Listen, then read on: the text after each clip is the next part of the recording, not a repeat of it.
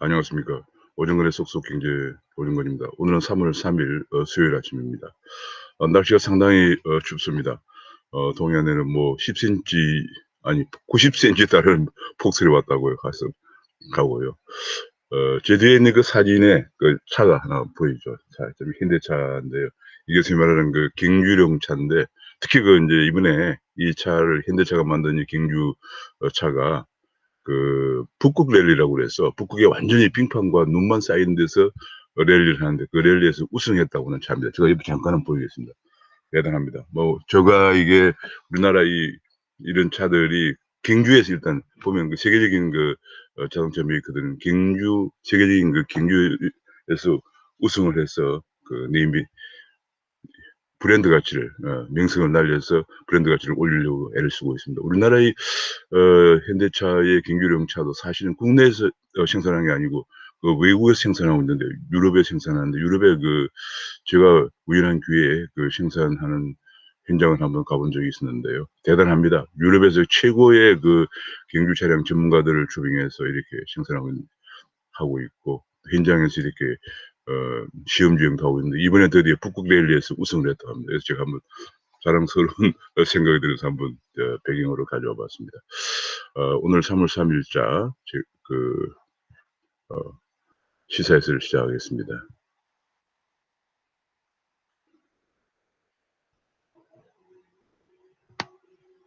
예, 그러면 3월 3일자에 그 귀에 쏙쏙 들어가도록 경제 기사를 쉽게 해드리는 명품 시사회를 정책 실물 금융 파트를 시작하겠습니다.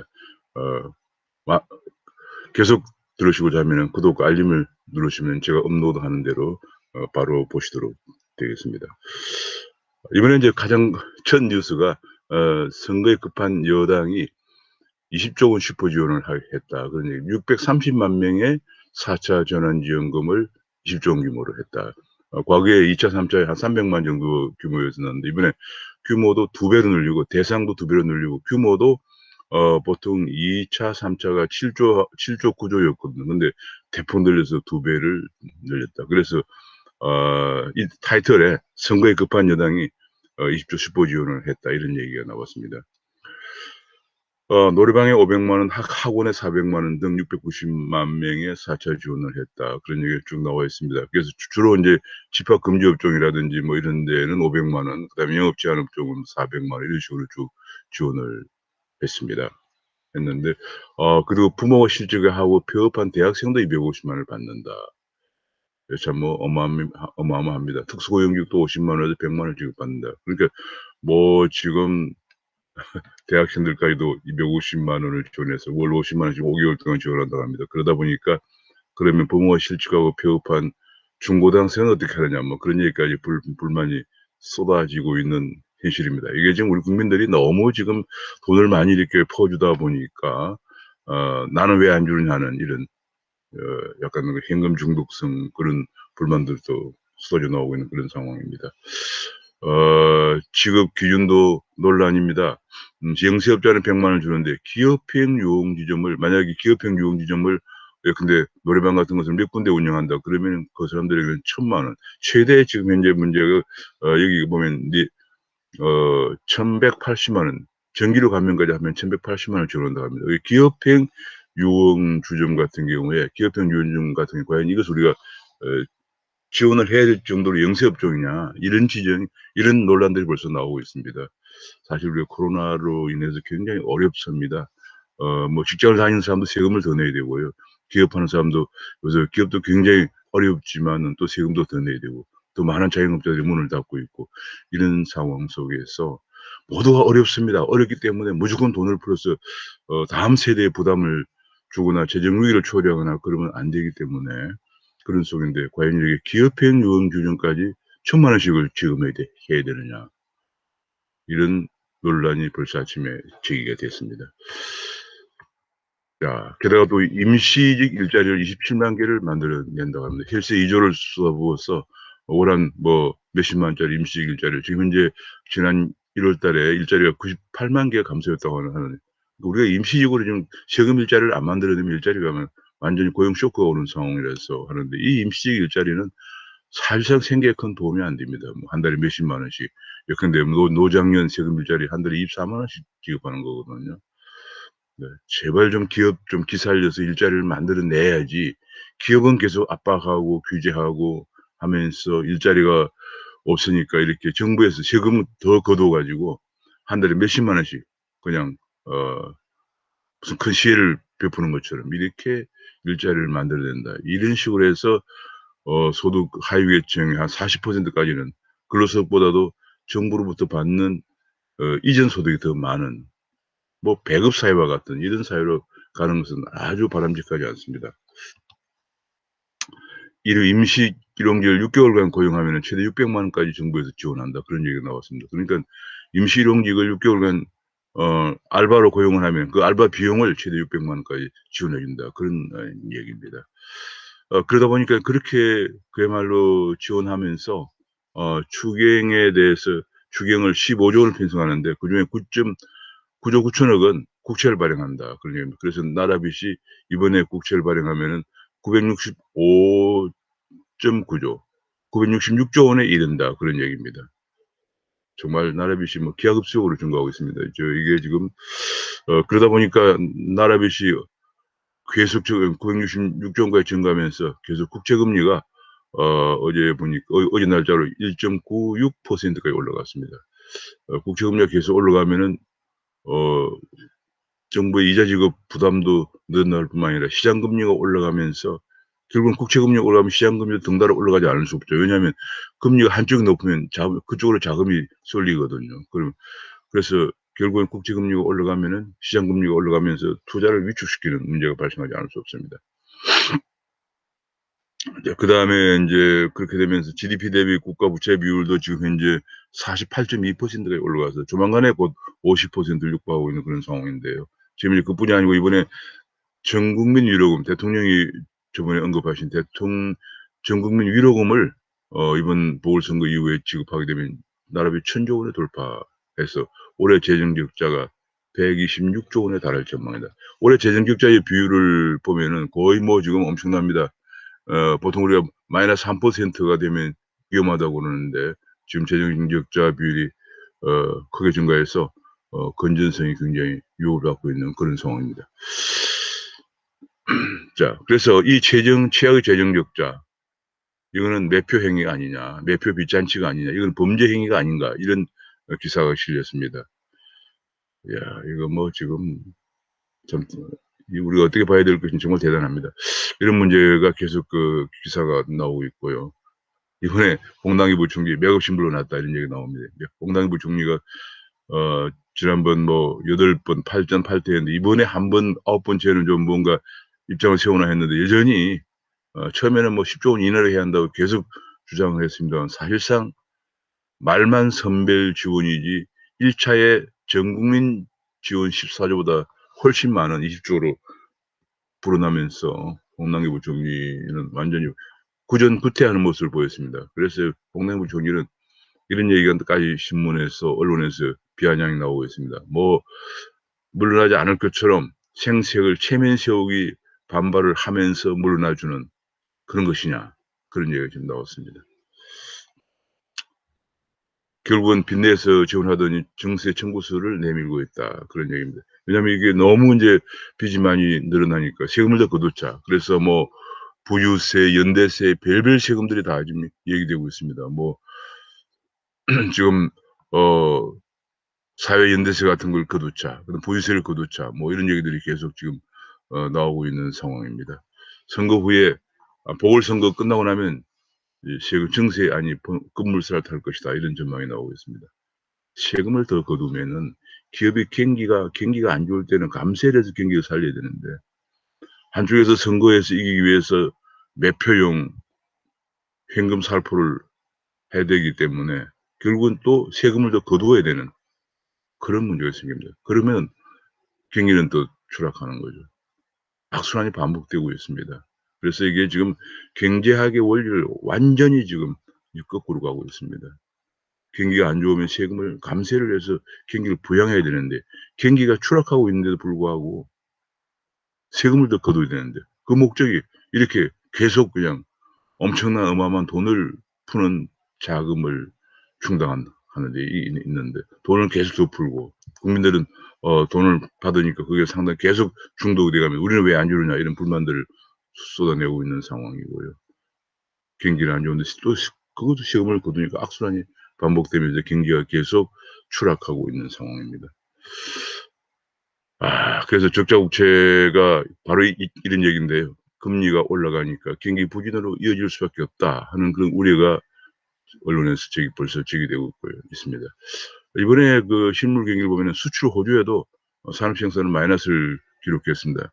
지난달 산업 생산이 마이너스를 기록하면서 이게 왜냐하면 수출 호주가 주로 반도체나 IT 쪽 수출 호주에 기인한 것이거든요. 그렇기 때문에 현재 전반적인 경기가 산업 생산이 뒷걸음질 치고 있다. 그런 보도가 나오고 있습니다.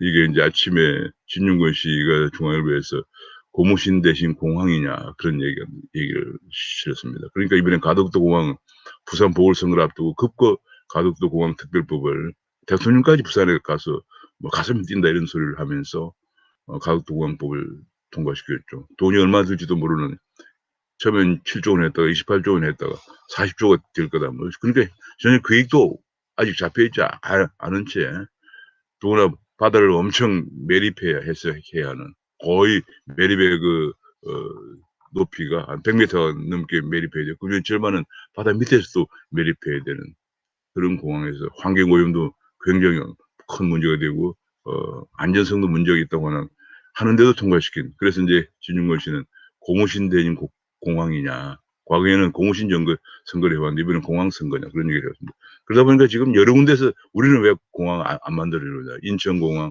인천에 공항이 있는데도 인천, 광주, 대구 등 공항 특별법 해 달라 뭐 난리입니다.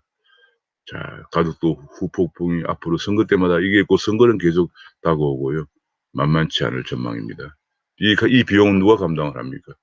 이 환경 문제는 누가 감당을 합니까?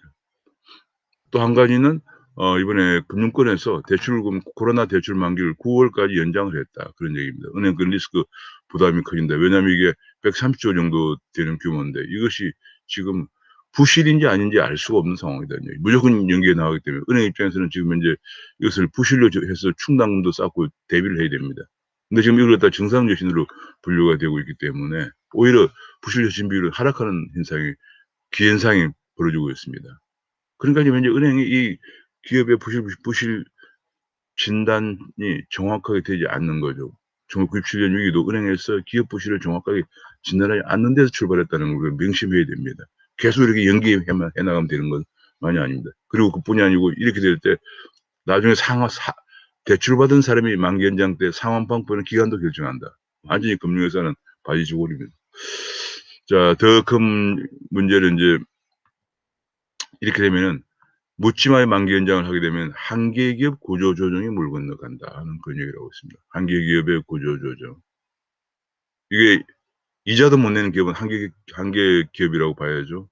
근데 구조 조정을 하지 않으면 좀비 기업들이 계속 만기 연장을 등에 업고 좀비 기업이 존속되는 거죠. 그렇게 되면 오히려 더 새로운 그 그야말로 성장 동력 기업들이 자금 지원이 안 되면서 성장 동력이 위축되는 거죠. 그래서 한계기업 구조조정은 물 건너가는가 하는 그런 기사가 실렸습니다.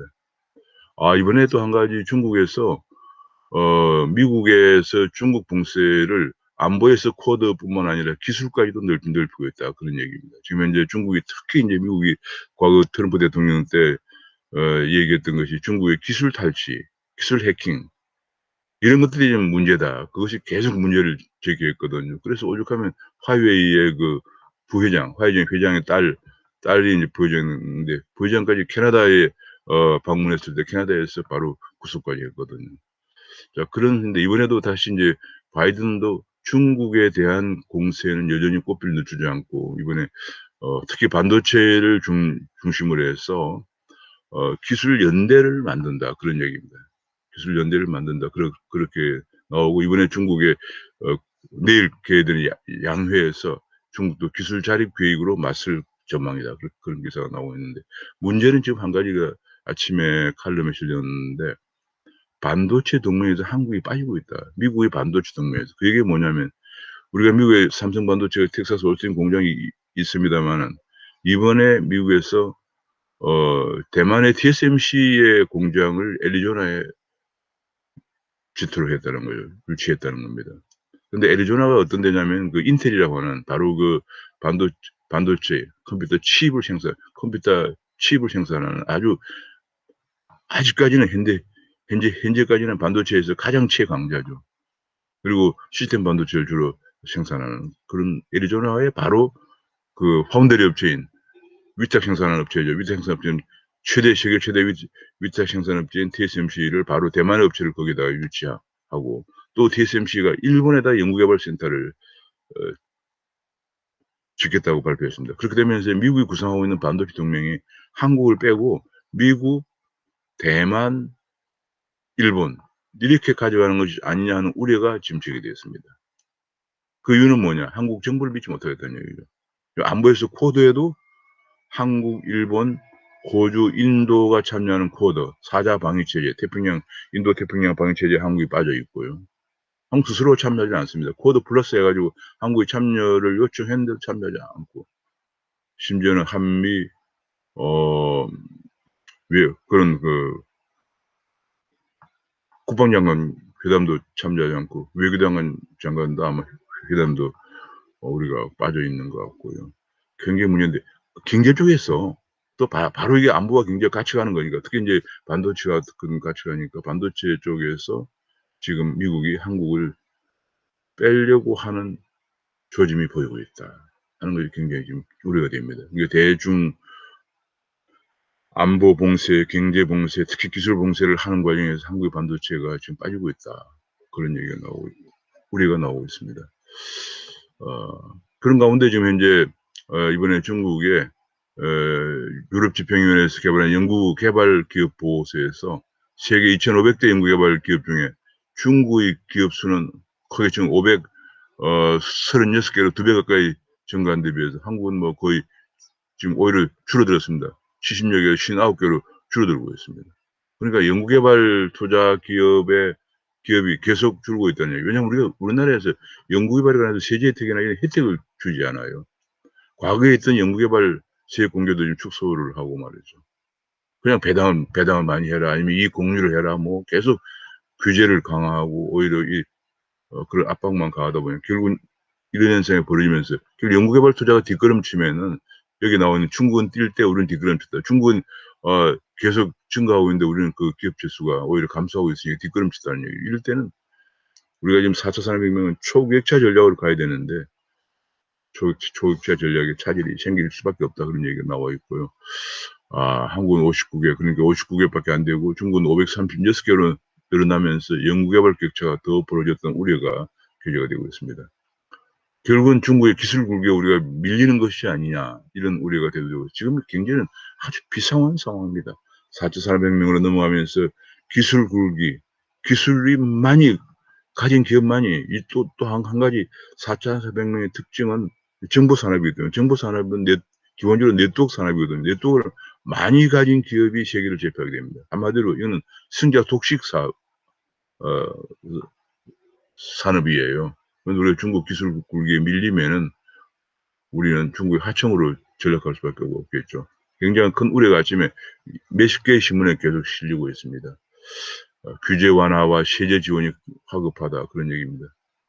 규제 완화와 지금 이제 우리나라가 흔히들 얘기하면 연구개발비가 GDP 비중으로 한 4% 되니까 제일 높다 하지만 우리나라 연구개발비가 대부분 절반 정도는 실제 연구개발 상품 생산과 연계되는 연구개발을 하지 않고 계속 각종 정부의 진흥원 개발원 등에서 시범사업만 계속 하고 있고요. 그 시범사업 연구개발기를 퇴직 공무원들이 와서 뭐 숫자 교수다 뭐다 해가지고 2, 3만 낭비하고 있는 그런 상황입니다. 이게 지금 중국은 2011년에 그게 2,500대 연구개발 기업에서 2011년에 56개 있는데 56개인데 지금은 2019년에 536개로 증가한 데 비해서 우리는 오히려 더 줄어들었다. 그런 얘기예요. 오히려 2014년에 80개였는데 2019년에 56개로 줄어들었다. 5년 사이에 24개나 줄어들었다. 세계 탑 연구개발 기업 500개에서 2,500개에서 우리는 그만큼 자꾸 줄고 있다 그런 얘기입니다. 아 정말 큰 문제입니다. 우리가 연구개발을 하는데 계속 좀 세제 지원도 해 주고 규제 완화도 해 주고 그렇게 해야 되고 또 한 가지 제가 어제 그 심층부서에서 말씀을 드렸습니다마는 연구개발을 할 수 있는 우수 인력을 양성할 수 있는 교육 계획이 굉장히 중요합니다. 교육이 너무 40년 평균화 13년째 대학 반값 등록금 그다음에 좌편향된 이념 교육에 집중되면서 우수 인력이 양성이 되지 않고 있습니다. 그래서 뭐 최근에 어제 제가 말씀드린 것처럼 IT 인력이 부족해서 IT 개발자가 부족해서 지금 뭐 난립니다. 지금 몇 년만 이 경력이 있으면 여기저기서 스카웃돼 가고 하는 그런 모습이라서 스타트업 기업들은 연구개발자를 그 IT 개발자를 구하기도 힘든 그런 실정이 계속되고 있는데도 교육 계획은 전혀 우수인력 양성을 위한 교육은 하지 않고 오히려 심지어는 뭐 자립형 사립고라든지 외고나 혹은 영재고 등등을 다 오히려 2025 년까지 전부 없애겠다 뭐 완전히 평균화식으로만 목을 메고 있는 안타까운 현실입니다. 또 금융계에서 보면 이제 금융과 테크가 완전히 경계가 없어집니다. 흔히들 이제 뭐 제가 금융 ICT 융합학회 제가 회장을 학회가 그렇습니다만 금융과 ICT가 완전히 경계가 없어지면서 이제 빅테크 기업, 빅테크가 금융을 다 합니다. 빅테크 요즘은 네이버나 카카오다 뭐 이런 토스다 이런 것들 빅테크 기업들이 전부 금융을 하게 됩니다. 미국도 마찬가지. 미국도 그렇고 중국도 지금 알리바바 같은 알리바바 그룹의 엔드 파이낸셜이 은행, 증권, 보험, 카드, 지급결제 다 하고 있거든요. 이제 그렇게 되면서 금융과 테크의 경계가 무너지고 있다. 가장 중요한 것은 여기 나와 있습니다만 고객과 소통을 잘하는 고객을 얼마나 오랫도록 이 모바일 플랫폼에 잡아두느냐 하는 것이 굉장히 중요합니다. 이 모바일 플랫폼에 잡아두는 앞으로 금융회사건 테크 기업이건 조립이 가능하다 그런 얘기예요. 제가 미국에 어느 그 모바일 뱅킹 회사를 갔었는데 캐피털 원이라고 샌프란시스코에 있는 모바일 뱅킹 회사인데요. 한국보다 큰 캘리포니아에서 점포 하나 없고 본점 하나밖에 없습니다. 거기서 뭐를 연구하냐면 제가 직접 가서 그 장면을 목격했는데 이 고객들이 모바일 폰에 깔려 있는 앱을 보고 얼마나 오래 있느냐, 얼마나 반응을 좋게 하느냐는 것을 테스트를 하고 있어요. 많은 고객을 초빙해 가지고 그 안에 테스트룸에서 새로운 앱을 계속 제공하면서 가장 반응이 좋고 오래 보고 있는 앱을 선택을 합니다. 그 정도까지 가고 있습니다. 이제는 종래와 같이 엄청난 큰 건물에 앉아서 그야말로 뭐 목 좋은 데 앉아 가지고 지점 위주로 기반으로 경영하는 그런 시대는 아닌데 문제는 그런데 불구하고 우리 금융감독원에서 점포를 폐쇄할 경우에는 영향평가를 먼저 받아야 된다. 제동을 걸고 나왔습니다. 정말 시대에 뒤떨어진 지금 모바일 시대로 가고 있는데 무슨 점포를 폐쇄하는데 금융감독원의 허가를 받아야 된다. 말도 안 되는 시대착오적인 그런 얘기를 합니다. 그런 것 때문에 이번에 한국에 와 있는 시티은행이 한국을 떠난다는 얘기가 나온 거예요. 오늘 아침에 제가 보도를 보니까 완전히 떠나기보다는 투자은행 부분만 금융 부분만 남기고 소매금융은 철수한다 그런 얘기까지 나와요. 결국은 철수한다는 얘기거든요. 왜냐하면 그런 말도 안 되는 규제와 감독이 그러니까 앞으로 이런 새로운 금융과 테크의 경기가 없어지고 있는 이런 시대에 적응할 수 없도록 하기 때문에 떠나는 거죠. 그래서 인제 앞으로 페이 잡는 자가 커머스나 금융을 다 먹는다 이런 얘기가 나왔고 그게 우리가 네이버 페이나 카카오 페이가 지금 누적 이용자가 네이버 페이가 2,500만 명 그다음에 카카오 페이가 3,500만 명 이렇게 나와 있는데 지금 뭐 이 전쟁이 어마어마합니다. 이 커머스 전쟁이 있어 지금 현재 네이버가 2016 년에 한국에서 3 위였는데 1 위로 올라오고 쿠팡이 5 위였는데 2 위로 올라오고 있습니다. 다 앞으로 쿠팡이나 네이버는 이미 금융에 진출하고 있고 쿠팡도 금융으로 갈 수밖에 없죠 앞으로. 결제를 해야 되니까요. 그게 바로 미국의 아마존 스타일이죠. 아마존이 바로 아마존 뱅크가 지금 출연하고 있는 상황입니다. 쿠팡이 이번에 미국에서 4조 실탄을 확보했는데 김범석 의장의 지분은 10.2%인데 의결권은 76.7%를 갖게 된다고 합니다. 이래서 미국으로 가는 거죠. 우리는 그런 규제를 다 하지 않기 때문에 기업을 키우려면 기본적으로 기업이 처음에 예컨대 뭐 한 10조 정도 아니 10억 정도 투자해서 기업을 처음에 창업했다고 합시다. 근데 기업을 자꾸 인제 업무를 키우려면 돈이 필요해서 한 100억 정도 필요하다 그러면 외부에서 90억을 유치해야 되죠. 그러면 창업자의 지분이 10분의 1로 줄어들잖아요. 그러니까 우리나라에서는 차등 의결권을 인정하지 않기 때문에 10분의 1로 줄어들면은 창업자의 경영권이 내놔야 되는 상황이 올 가능성이 너무 큰 거죠. 그렇기 때문에 기업을 키우지도 못하는 거예요. 기업이 계속 커야 되는 문제와 창업자의 경영권을 유지해야 되는 이 갈등의 문제를 해결해 주는 것이 바로 차등 의결권입니다. 미국도 다 도입돼 있고요. 선진국도 다 도입돼 있는데 얼마 전만 하더라도 중국이 도입이 안 돼서 알리바바가 그래서 뉴욕 증시 상장을 했는데 그걸 알고 이번에 홍콩에서 차등 의결권을 도입하면서 알리바바의 자회사 앤드 파이낸셜이 홍콩에 상장을 지금 하려고 하고 있는 겁니다. 자 그렇게 해서 인제 쿠팡과 네이버가 앞으로 경쟁이 될 거다 이렇게 나오고 있고요. 근데 그런 가운데 이번에 그 빅데이터 3법이 통과되면서 지금 보험사들이 헬스케어를 하려면은 의료 데이터가 필요한데 의료 데이터를 쓸 수가 없다는 거예요. 왜냐하면 그 당시에 그 통과될 때 개인 정보를 상업용 목적은 안 된다 이렇게 돼 있었거든요. 공익 목적만이 된다. 그다음에 연구 목적만 된다. 이렇게 할 때 벌써 이런 일이 예상됐었죠. 자 가명 정보라든지 개인의 그 신상이 노출되지 않는 정보는 이렇게 보험사 같은 데서 응용이 될 수 있도록 해야만 산업이 발전을 합니다. 한 가지 이제 최근에 중국이 계속 그 디지털 쇄국 정책을 하면서 한국 게임을 사실상 10년 동안 거의 들어가지 못하고 있는 그런 상황인데 정부는 왜 침묵하나 하는 그런 기사가 실렸습니다. 아니 한중 FTA도 좀 작동되고 있어. 오히려 한국은 엄청난 중저가 제품 중국 제품이 들어오면서 피해를 입고 있는데 왜 한국의 게임이 중국에 가는 것에 못 들어가고 있는 쇄국주의에 대해서 왜 정부는 침묵하나. 정말 정부는 이 중국에 대해서 할 말을 제대로 전혀 못하고 있는 것 같아요. 지금 뭐 봄 되면 계속 날아오는 미세먼지, 중국 동쪽 해안에 있는 어마어마한 공업 단지에서 날아오는 미세먼지에 대해서 한마디 말도 못합니다. 과거 우리가 구로공단 같은 거 유설때 굉장히 공해가 심했는데 그거 전부 다 탈황 시설을 의무화하는 바람에 싹 없어진 거예요.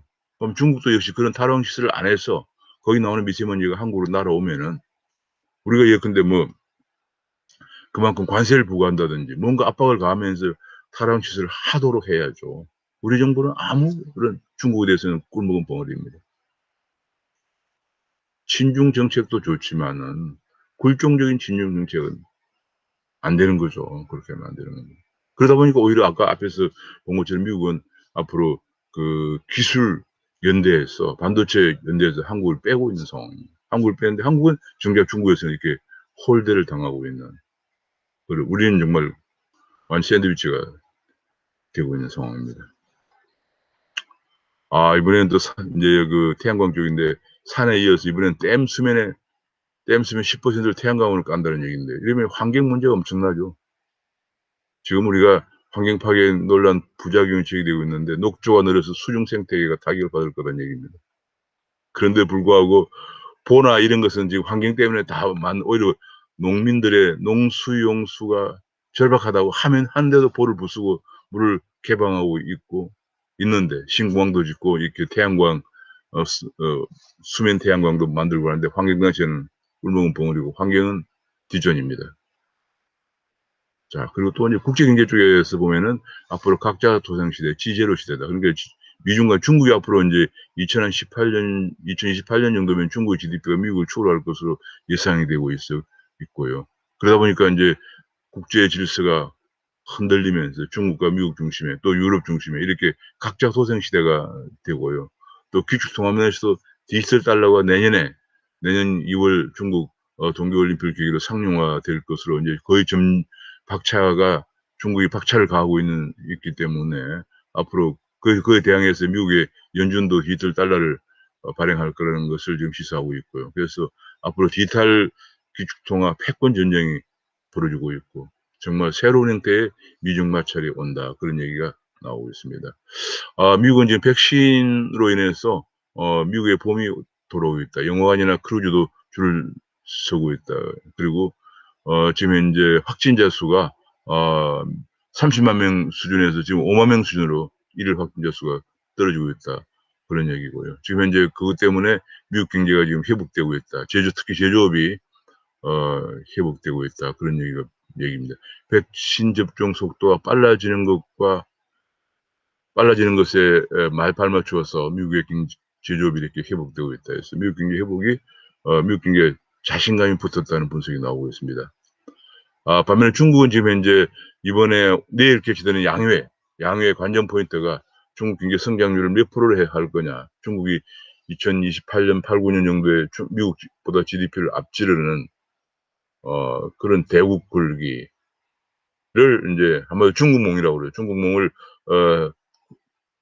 달성하기 위해서 성장률을 얼마나 가져갈 거냐. 그다음에 또 조금 전에도 계속 제기되고 있는 기술 자립 문제를 어떻게 할 거냐. 이런 문제가 경제적인 면에서는 관전 포인트가 될 것이다. 그런 얘기가 나오고 있습니다.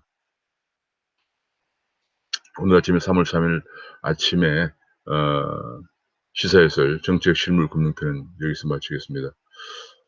제가 정말 뒤에서 제가 사진에서 본 것처럼 이런 한국의 정말 기술 굴기가 더 인제 잘 되고 초격차를 이어나가기 위해서는 앞서 말씀드린 것처럼 세제나 기술 연구개발 지원이 돼야 되고요. 지금 무작정 선거를 앞두고 선거만 생각하고 돈만 많이 풀고 세금을 올리고 이런 방향으로 가면 우리 경제가 추락을 하고 그 결과는 결국은 우리 젊은 사람들에게 일자리를 앗아가서 일자리를 앗아가니까 또 일자리 알바하는 데 지원해 준다. 이런 식으로 해서 청년들이 어떻게 앞으로 결혼하고 집 사고 아기를 놓고 살아가겠습니까? 좀 정도 경제학은 제가 늘 말씀드리는 건데요. 경제학은 파 심은 데 팥나고 콩 심은 데 콩납니다. 그냥 그 단기간에 선거를 이기기 위해서 집권만 하기 위해서 이런저런 얘기해도 결과적으로 이런 식으로 가면은 우리 경제가 추락하고 미래 청년들에게 희망이 없다. 잃어버린 세대를 만들게 된다 하는 것을 제가 말씀드리면서 오늘 아침 해설을 마치겠습니다. 감사합니다.